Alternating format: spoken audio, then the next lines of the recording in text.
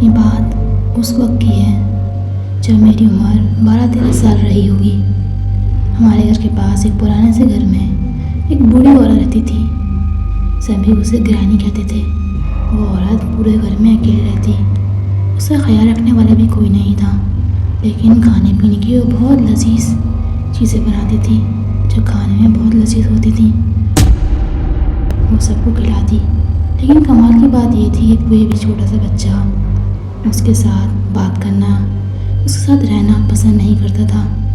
वो रोनी रोनी बोलती हुई कहानियाँ सुनाती थी और उसकी मुस्कुराहट से बच्चे डर जाते थे।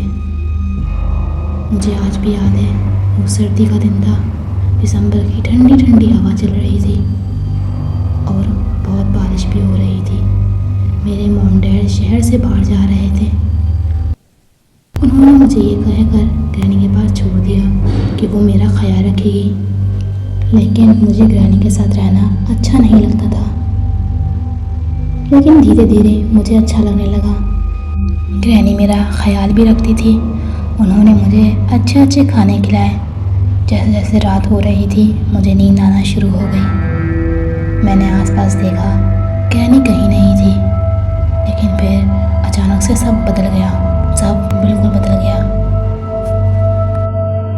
ग्रैनी मुस्कुराई और वो अचानक से चूड़ों में बदल गई। उसकी अजीब सी आंखें और वो उसके बाल और खौफनाक दांत वो एक शैतान में बदल चुकी थी। उसका चेहरा मानो जैसे किसी शैतान का चेहरा हो। इतना खौफनाक मंजर मैंने ज़िंदगी में पहले कभी नहीं देखा था।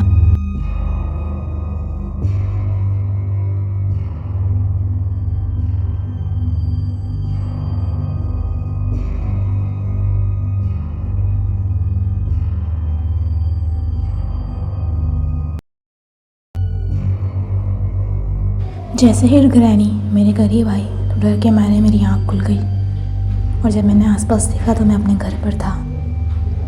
मेरे मॉम डैड कह रहे थे, देखो कैसे सो रहा है। मुझे समझ में आ गया ये सब मेरा ख्वाब था। लेकिन अगले दिन जब मैं घर से बाहर निकला तो मैं देखा ग्रैनी मुझे देखकर मुस्कुरा रही है।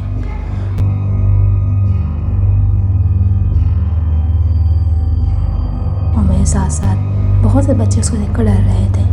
उन सब ने जब मुझे बताया तो उनको भी वही ख्वाब आया था जो मुझे उस दिन आया था।